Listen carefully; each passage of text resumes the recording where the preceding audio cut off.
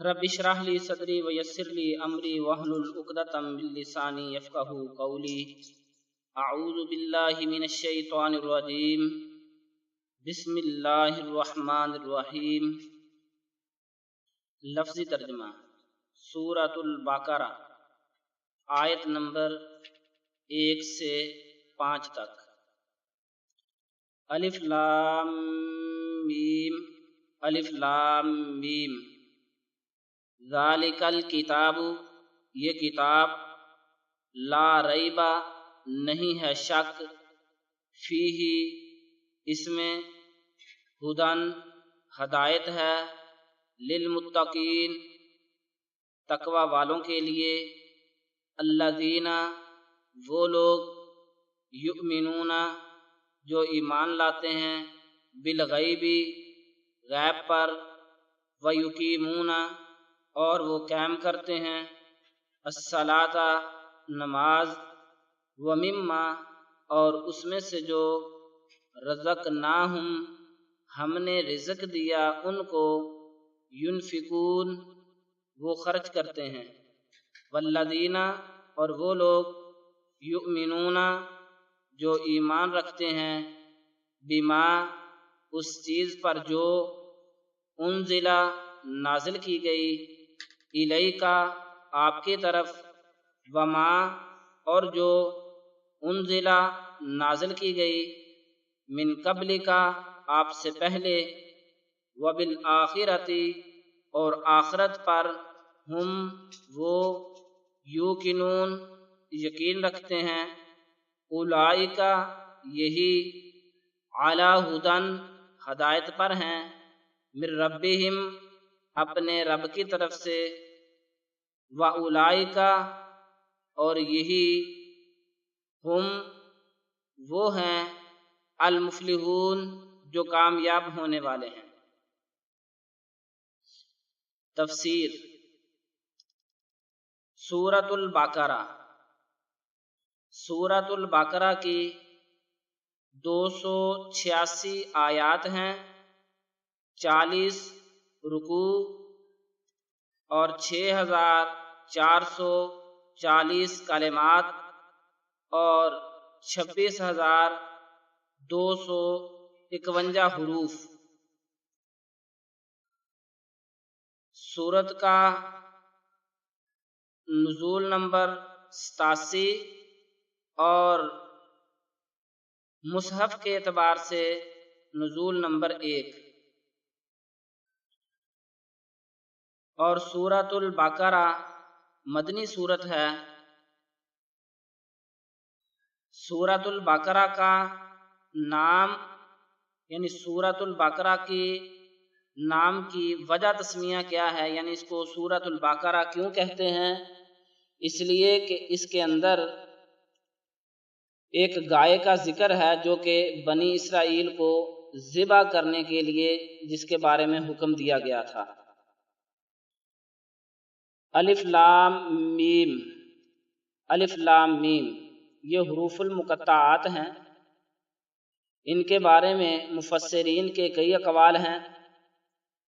بعض یہ کہتے ہیں کہ یہ آیات متشابہات میں سے ہیں، یہ سر اللہ تعالی، اس کا علم صرف اللہ احکم الحاکمین کو ہے، اللہ کے علاوہ اس کا کسی اور کو کچھ علم نہیں ہے۔ اور بعض مفسرین نے ان حروف کی تفصیل بیان کی ہے، تعویل کی ہے اور معنی بیان کیا ہے۔ وہ کہتے ہیں کہ الف سے مراد اللہ، لام سے مراد لانے والا، اور میم سے مراد محمد، یعنی اللہ نے قرآن کو بھیجا اور جبریل امین لے کر آئے اور محمد رسول اللہ صلی اللہ علیہ وآلہ وسلم پر نازل ہوا۔ بعض نے کہا یہ اللہ کے ناموں کو کھولنے والے حروف ہیں، الف سے مراد اللہ ہے اور لام سے مراد بھی اسی طرح اللہ کا ایک نام ہے، اور میم سے مراد جو ہے وہ اللہ کا نام مجید ہے۔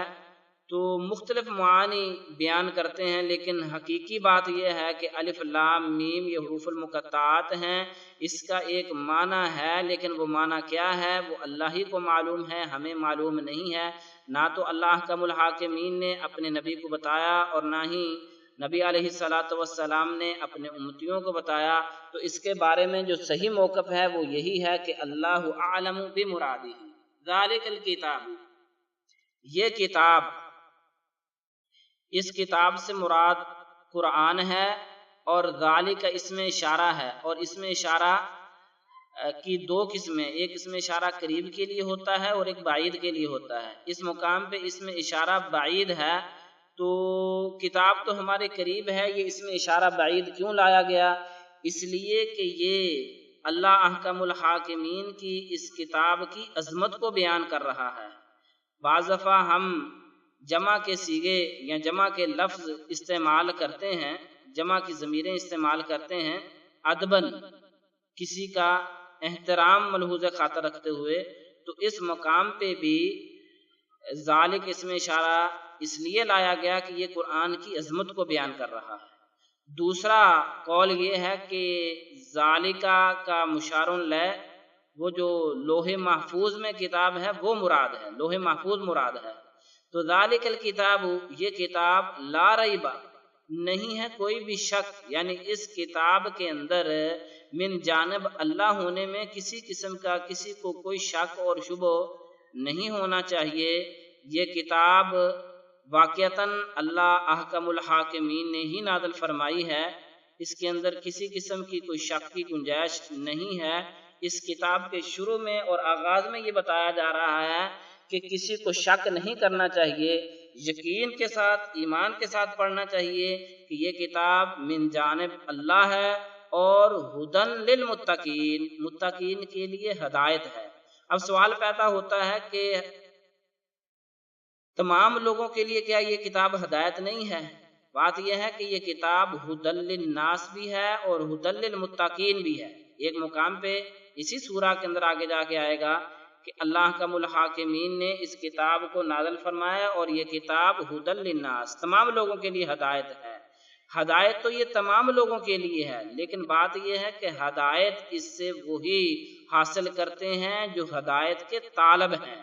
یہاں متقین کا معنی ہے طالب ہدایت، جو ہدایت کا متلاشی ہوتا ہے، جسے ہدایت چاہیے ہوتی ہے، اسے یہ کتاب ہدایت دیتی ہے۔ دیکھیے ہم نے سورہ فاتحہ کے اندر اللہ احکم الحاکمین سے دعا مانگی کہ اہدنا الصراط المستقیم، اے اللہ ہمیں سیدھے راستے کی رہنمائی ہماری فرما۔ اللہ احکم الحاکمین نے ہمیں پوری کتاب عطا فرما دی، جو یہ چاہتا ہے کہ اسے ہدایت اور رہنمائی ملے وہ اس کتاب کو پڑھے۔ یہ زندگی کے تمام شعبوں کو محیط ہے، چاہے وہ شعبہ معاشرت کے متعلق ہو یا معیشت کے متعلق ہو یا سیاست کے متعلق ہو، الغرض یہ کتاب تمام شعبوں میں انسان کی رہنمائی کرتی ہے۔ تو یہ کتاب ہدایت ہے، لیکن ہے کن کے لیے؟ متقین کے لیے، تقوی والوں کے لیے، جو اللہ کے احکامات پہ عمل کرنا چاہتے ہیں، جو اللہ کی روکی ہوئی چیزوں سے رکنا چاہتے ہیں، یہ کتاب ان کے لیے ہدایت ہے، ان کے لیے رہنمائی ہے۔ تقوی دراصل کہتے ہی اس کو ہے کہ جو اللہ کے احکامات پہ عمل کرے اللہ کی رضا کو پانے کے لیے، اور اللہ کی منع کی ہوئی چیزوں سے رک جائے اللہ کی ناراضگی کے ڈر سے، تو یہ ان لوگوں کے لیے ہدایت ہے۔ وہ کون لوگ ہیں، وہ کیسے لوگ ہیں، ہم انہیں کیسے پہچانیں گے؟ فرمایا الذین یؤمنون بالغیب، ان کی پہلی صفت، ان کی پہلی علامت یہ ہے کہ وہ غیب پر ایمان رکھتے ہیں۔ اب ایمان سے کیا مراد ہے اور غیب سے کیا مراد ہے؟ ایمان کہتے ہیں کسی چیز کو دل سے تصدیق کرنا، زبان سے اس چیز کا اقرار کرنا، اور پھر عمل کے ذریعے اس چیز کو ثابت کرنا۔ صرف دل سے اگر بندہ تصدیق کر لے، زبان سے اقرار نہ کرے، پھر بھی ایمان نہیں ہے، اور اگر دل سے تو تصدیق کرے، زبان سے بھی اقرار کرے، لیکن عمل نہ کر کے دکھائے، وہ بھی ایمان نہیں ہے۔ ایمان ان تینوں چیزوں کے مجموعے کا نام ہے کہ جو ہے وہ دل سے تصدیق کرتا ہے، زبان سے اقرار کرتا ہے اور عمل کے ذریعے اس چیز کو ثابت کرتا ہے۔ حدیث جبریل میں اللہ کے رسول علیہ السلام سے سوال ہوا، جبریل امین نے ہی سوال کیا، مل ایمان یا رسول اللہ کے رسول ایمان کیا ہے؟ فرمایا ایمان یہ ہے کہ تو اللہ کو مانے، اللہ کے رسولوں کو مانے، اللہ کی کتابوں کو مانے اور آخرت کے دن کو مانے، اچھی بری تقدیر کو مانے، یہ ایمان ہے۔ تو ایمان رکھتے ہیں کس پر؟ بالغیب، غیب پر۔ اب غیب سے کیا مراد ہے کہ وہ غیب پر ایمان رکھتے ہیں؟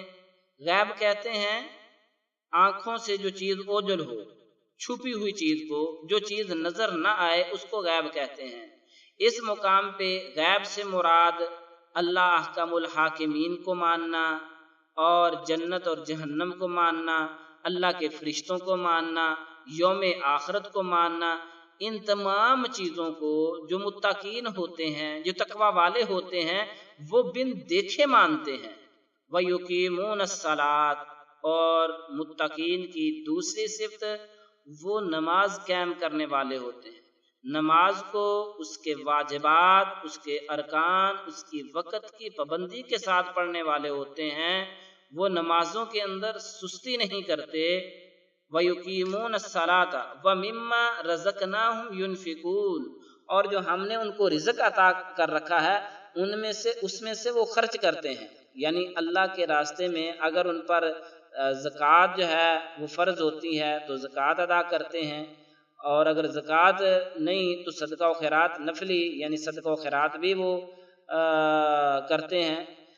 اور متقین کی چوتھی صفت والذین یؤمنون بما انزل الیک وما انزل من قبلک، وہ جو ایمان والے ہوتے ہیں، جو تقوی والے ہوتے ہیں، وہ جو آپ علیہ السلام پر نازل ہوا یعنی قرآن، اس پر بھی ایمان رکھتے ہیں۔ وما انزل من قبلک، اور جو آپ سے پہلے نازل ہوا وہ اس پر بھی ایمان رکھتے ہیں۔ آپ پر کیا نازل ہوا؟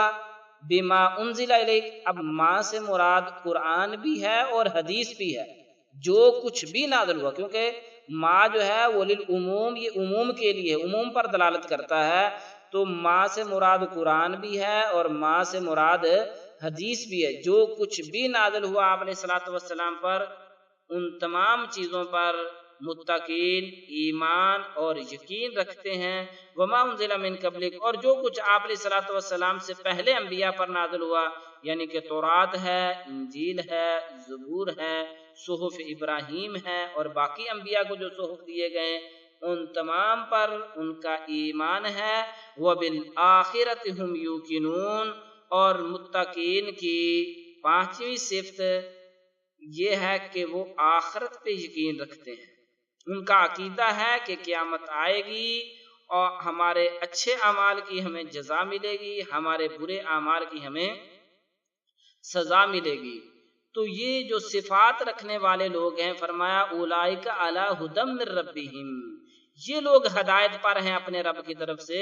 واولئک ھم المفلحون، یہ وہ لوگ ہیں جو کہ کامیاب ہونے والے ہیں۔ تو متقین کی صفات کا تذکرہ ہوا۔ ہم لوگ سب چاہتے ہیں کہ ہم کامیاب ہو جائیں۔ کامیابی کے لیے ہدایت ضروری ہے، اور ہدایت کے لیے ہمیں یہ کتاب پڑھنی پڑے گی، اور ہدایت کے لیے تقوی ضروری ہے، اور تقوی کے لیے پھر ایمان بالغیب اور نماز کا قائم کرنا، اللہ کے راستے میں صدقہ و خیرات دینا، اور قرآن پر اور باقی آسمانی کتابوں پہ ایمان رکھنا، اور یوم آخرت پر ایمان رکھنا، یہ ضروری ہے۔ جس کے اندر یہ ساری چیزیں پیدا ہو جاتی ہیں، وہ بندہ صحیح معنوں میں ہدایت پر ہے۔ اللہ احکم الحاکمین کی طرف سے جو ہمیں کتاب عطا فرمائی گئی، اس کی روشنی میں وہ رہنمائی کے راستے پہ چل رہا ہے، ہدایت کے راستے پہ چل رہا ہے۔ آیت الکرسی، اور پچھلے درس میں ہم نے پڑھا تھا کہ اس سورہ کی آخری 2 آیات ہیں وہ ایسی ہیں کہ جو ان آیات کو پڑھ کے اپنے رب سے اگر کوئی بندہ کچھ مانگتا ہے تو اللہ احکم الحاکمین اسے عطا فرماتے ہیں۔ اور ان 2 آیات کو جو فرشتہ لے کر نازل ہوا وہ پہلی مرتبہ اس دنیا میں آیا تھا، جو دروازہ کھولا وہ پہلی مرتبہ کھولا گیا تھا۔ تو اس سورہ کے اور بھی بہت سے فضائل ہیں۔ اللہ رب العالمین سے دعا ہے کہ اللہ احکم الحاکمین ہمیں اپنے کلام کو پڑھنے، اس کو سمجھنے، اس پر عمل کرنے کی توفیق عطا فرمائے۔ وآخر دعوانا ان الحمد للہ رب العالمین۔